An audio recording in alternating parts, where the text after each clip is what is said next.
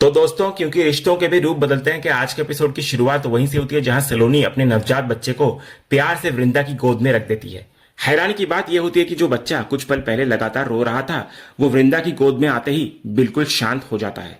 ये देखकर सलोनी भावुक हो जाती है। वो वृंदा से कहती है, देखा भाभी, अब ये बिल्कुल चुप हो गया। 9 महीने तक बच्चा अपनी माँ की कोख में रहता है, इसलिए वो अपनी माँ के एहसास, उसकी धड़कनों और उसके स्पर्श को पहचानना सीख जाता है, बिल्कुल उसी तरह जैसे आपके बेटे ने भी अपनी माँ को पहचान लिया है। इसके बाद हमें एक भावुक फ्लैशबैक दिखाया जाता है जहां मुन्नी बुरी तरह रो रही होती है। वो टूटे हुए दिल से कहती है कि ऋतिक ने पूरे 9 महीने सिर्फ अपनी बेटी का इंतजार किया था। हर दिन वो यही सपना देखते थे कि उनकी बेटी आएगी और वो उसे पहली बार अपनी गोद में उठाएंगे, लेकिन अब उसके पास उन्हें देने के लिए कुछ भी नहीं बचा है। वो कहती है कि वो सोच भी नहीं पा रही कि ऋतिक को आखिर क्या जवाब देगी वो।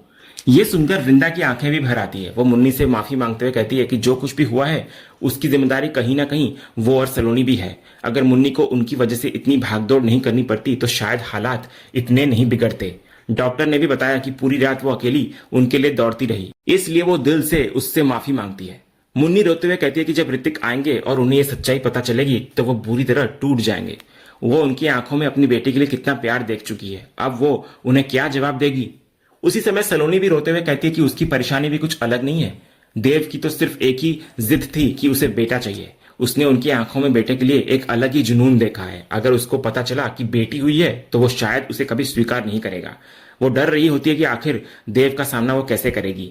तभी अचानक सलोनी एक ऐसा फैसला लेती है जिसको सुनकर मुन्नी भी हैरान नजर आती है। सलोनी अपनी बेटी को मुन्नी की गोद में रखते हुए कहती है कि आज से ये बच्ची आपकी है भाभी। आप और ऋतिक भैया इसे अपनी बेटी बनाकर पालिए। वो जानती है कि दोनों उसे अपनी पलकों पर बिठाकर रखेंगे। कम से कम उसकी बेटी देव की नफरत और गुस्से का सामना तो नहीं करेगी। मुन्नी इधर घबराकर पूछती है कि आखिर वो ये क्या कर रही है, लेकिन सलोनी अपने फैसले पर अड़िग रहती है। वो कहती है कि अगर वो देव से कह देगी कि बच्चा बच नहीं पाया तो शायद वो दुखी होगा, लेकिन अगर उसको पता चला कि बेटी हुई है तो वो उसे कभी अपनाएगा भी नहीं। इसलिए वो अपनी बेटी को उस नफरत से बचाना चाहती है। दूसरी तरफ ऋतिक भैया हमेशा से बेटी चाहते थे, इसलिए उनकी भी इच्छा पूरी हो जाएगी। तभी इतने में वृंदा बीच में बोल पड़ती है। वो सलोनी से कहती है कि नहीं सलोनी, तुम्हारा बच्चा तुम्हारे पास ही रहेगा।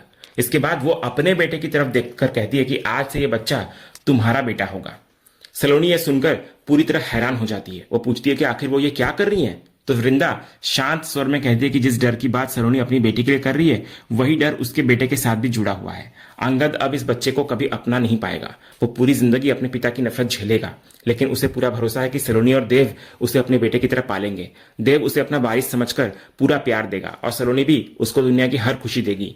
वो आगे बोलती है कि जो बात अभी सलोनी कहने वाली थी वही बात अब वो पूरी दुनिया से कहेगी। सबको यही बताया जाएगा कि उसका बच्चा इस दुनिया में नहीं रहा।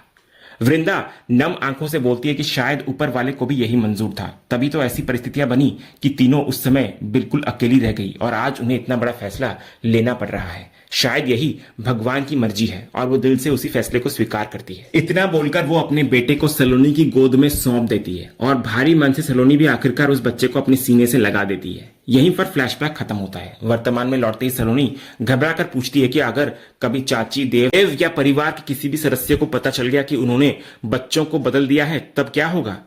तो वृंदा पूरे विश्वास के साथ बोलती है कि ऐसा कभी नहीं होगा। ये सच सिर्फ उन तीनों के बीच रहेगा। ये उनका राज है और ये राज उन्हीं तीनों के साथ हमेशा के लिए खत्म हो जाएगा। इसके बाद वृंदा अपना हाथ आगे बढ़ाती है और दोनों से वादा करने के लिए कहती है। सबसे पहले मुन्नी अपना हाथ उसके ऊपर रखती है और कसम खाती है कि यह सच कभी किसी के सामने नहीं आएगा। फिर सलोनी भी अपना हाथ रखकर वही वादा दोहराती है। अगले ही पल तीनों डॉक्टर के सामने खड़ी दिखाई देती हैं। वृंदा डॉक्टर का दिल से धन्यवाद करती है। वो कहती है कि उन्होंने सिर्फ इलाज ही नहीं किया बल्कि उनके परिवार को टूटने से बचाया है। उनके इस राज को अपने दिल में रखकर उन्होंने उन पर बहुत बड़ा एहसान किया है। तो इस पर डॉक्टर भावुक होकर बोलती है कि एक डॉक्टर होने के नाते यह फैसला उनके पेशे के नियमों के खिलाफ है, लेकिन डॉक्टर बनने से पहले वो भी एक माँ है, इसलिए वो तीनों की मजबूरी समझ सकती है। वो भरोसा दिलाती है कि जो कुछ भी आज हुआ है वो हमेशा उनके और उन तीनों के बीच ही दफन रहेगा। वृंदा फिर नम आंखों से डॉक्टर का धन्यवाद करती है और कहती है कि वो यह एहसान जिंदगी भर नहीं भूल पाएगी। इतना कहते हुए उसकी नजर दूर सलोनी की गोद में लेटे अपने बेटे पर पड़ती है। वो धीरे से उसके पास जाती है, कांपते हाथों से उसके सिर पर प्यार फेरती है और बिना कुछ कहे अपने आंसू छिपा लेती है। इसके बाद अगला सीन अस्पताल से डिस्चार्ज का दिखाया जाता है। ऋतिक मुस्कुराते हुए मुन्नी से कहता है कि अब डिस्चार्ज मिल गया है तो चले घर। मुन्नी पूछती है, सारी दवाइयां ले ली ना? तो ऋतिक प्यार से कहता है कि दवाइयां भी ले ली है, सारा सामान भी गाड़ी में रख दिया है। इतना कहते हुए वो अपनी गोद में लेटी नन्ही बच्ची की तरफ देखकर मुस्कुराता है और प्यार से पूछता है कि चले अपनी मम्मी पापा के साथ घर। फिर वो खुद ही हंसते हुए मुन्नी से कहता है कि देखो हमारी बेटी ने भी हाँ कह दिया। इतना सुनकर मुन्नी हल्का सा मुस्कुराती है और फिर दोनों अपनी बेटी को लेकर अस्पताल से घर के लिए रवाना हो जाते हैं। इसके बाद इधर देव अपने बेटे को गोद में लेकर बड़े प्यार से उससे बातें कर रहा होता है। वो मुस्कुराते हुए कहता है कि पता है बेटा, जब तू अपनी मम्मी के पेट में था ना, तब मैंने बड़े बड़े अमीर और सफल लोगों के पोस्टर लगाए थे ताकि तू बिल्कुल उनके जैसा बने, मेरे जैसा नहीं। और तू मेरे सारे सपने पूरे करेगा, मुझसे भी ज्यादा अमीर बनेगा और बहुत बड़ा आदमी बनेगा। और हाँ, तेरी नानी के घर यानी सूरत से भी बहुत तेरे लिए ढेर सारे तोहफे आएंगे। इतने में सलोनी देव से बोलती है कि लाइए अब बच्चा मुझे दे दीजिए, लेकिन देव साफ मना करता है। वो कहता है कि नहीं, इसका पापा मैं हूं, इसलिए इसे मैं ही लेकर जाऊंगा। इतना बोलकर देव अपने बेटे को गोद में लिए सलोनी के साथ वहां से निकल जाता है। इसके बाद वृंदा अकेली ही अस्पताल से घर के लिए निकल रही होती है। तभी चलते चलते उसे अचानक दर्द महसूस होता है। ये देखकर अंगद तुरंत उसकी तरफ अपना हाथ बढ़ाता है ताकि उसको सहारा दे सके, लेकिन वृंदा उसकी तरफ देखती तक नहीं। वो बिना उसका सहारा लिए अकेले ही आगे बढ़ जाती है। इसके बाद अगला सीन घर का दिखाया जाता है। हेमंत परेशान होकर पूजा से कहता है कि बार बार उसको तुलसी भाभी का ही ख्याल आ रहा है। पार्थ और रियांश के बारे में सोचकर वो अंदर तक हिल चुका है। ऊपर से यहाँ किसी को भी नहीं पता कि मुंबई में आखिर क्या हुआ है। तो इस पर पूजा बोलती है कि अभी ये सब बताने का बिल्कुल भी सही समय नहीं है। ना वहां शांति निकेतन की बात यहाँ बताई जा सकती है और ना यहाँ की बातें वहां पहले ही इतना सब कुछ हो चुका है और यहाँ वृंदा अपना बच्चा खो चुकी है। ऐसे टाइम में किसी को कुछ भी बताना ठीक नहीं होगा। तभी हेमंत पूछता है कि क्या सच में उन्हें वही करना चाहिए जो वो सोच रहे हैं। घर में पहले से ही मातम जैसा माहौल है, ऊपर से वृंदा ने अपना बच्चा भी खो दिया है। ऐसे टाइम में बाकी बच्चों का आरती से स्वागत करना क्या सही रहेगा? तो पूजा समझाते हुए कहती है कि इसमें उन मासूम बच्चों का क्या कसूर है। बच्चे तो भगवान का रूप होते हैं और अपनी खुशियां अपने साथ लेकर आते हैं, इसलिए उनका स्वागत तो खुशी से ही होना चाहिए। और जहां तक वृंदा की बात है, वो बहुत समझदार है। वक्त जरूर मुश्किल है, लेकिन पूरा परिवार मिलकर सब संभाल लेगा। इसके बाद पूजा सबसे पहले मुन्नी और ऋतिक की आरती उतारती है। वो दोनों को ढेर सारी बधाई देती है और मुन्नी से कहती है कि बेटियां बहुत नसीब वालों को मिलती हैं, देखना ये बेटी तुम्हारी लाइफ में ढेर सारी खुशियां लेकर आएंगी। ऋतिक मुस्कुराकर बोलता है कि चाची वो तो पहले से ही बहुत खुश है। तभी देव बीच में बोल पड़ता है कि अब उसके बेटे की बारी है। उसकी आरती तो स्पेशल होनी चाहिए, क्योंकि उसका बेटा सिर्फ खुशियां ही नहीं बल्कि बहुत सारी सफलता भी लेकर आएगा, बहुत बड़ा और कामयाब इंसान बनेगा। इस पर हेमंत मुस्कुराते हुए कहता है कि आखिर ये वीरानी परिवार का बच्चा है, इसलिए कामयाब तो जरूर बनेगा ही, लेकिन वो चाहता है कि सलोनी और देव दोनों बच्चे को अच्छा इंसान बनाए, क्योंकि जिंदगी में सबसे जरूरी वही होता है। इसके बाद पूजा सलोनी की भी आरती उतारती है। सलोनी फिर अपने बेटे को गोद में लेकर घर के अंदर कदम रखती है, लेकिन तभी उसका बेटा वृंदा की साड़ी पकड़ लेता है। वृंदा उसको देखती रहती है और अनजाने में उसके पीछे पीछे घर के अंदर चली आती है। कुछ ही देर बाद बच्चा अचानक जोर जोर से रोने लगता है। वृंदा का मन करता है कि वो उसे अपनी गोद में उठा ले, लेकिन पूरे परिवार के सामने वो ऐसा नहीं कर पाती। फिर वो खुद ही बच्चे के पास जाती है और धीरे से अपनी साड़ी उसके हाथ से छुड़ा लेती है। ये सब सलोनी भी देख रही होती है, लेकिन वो भी मजबूरी में कुछ नहीं कह पाती। तभी पूजा वृंदा के पास आकर उसको समझाती है कि वो बिल्कुल परेशान ना हो, पूरा परिवार उसके साथ खड़ा है, वो अकेली नहीं है और घर के ये बच्चे भी हमेशा उसके साथ रहेंगे।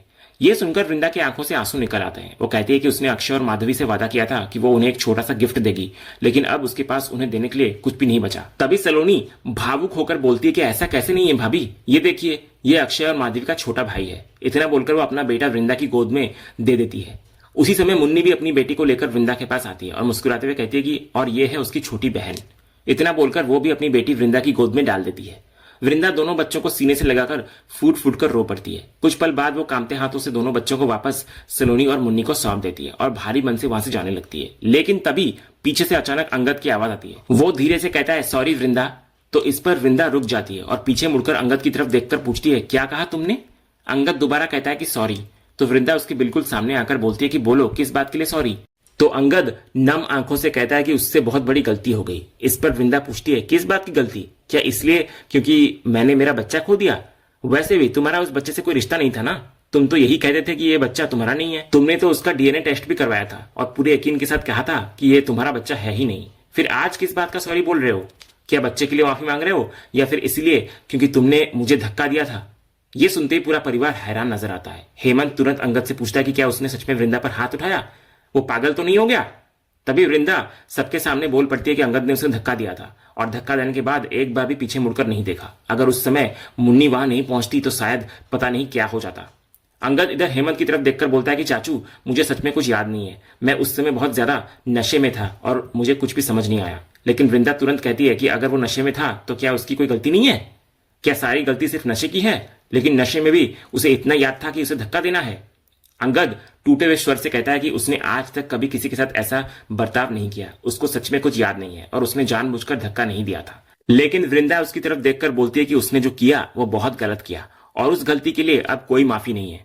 और इसी भावुक मोड़ पर आज का ये एपिसोड यहीं पर खत्म होता है। तो दोस्तों, आपको आज के एपिसोड का अपडेट कैसा लगा? अपनी राय हमें कमेंट बॉक्स में जरूर बताएं। अगर आपको आज का ये वीडियो पसंद आया हो तो वीडियो को लाइक और शेयर जरूर करें और ऐसे लेटेस्ट एपिसोड के अपडेट्स जानने के लिए हमारे इस चैनल को सब्सक्राइब करना ना भूलें और बेल आइकन को भी जरूर दबाएं। हम मिलते हैं अगले एपिसोड के अपडेट के साथ। तब तक के लिए धन्यवाद।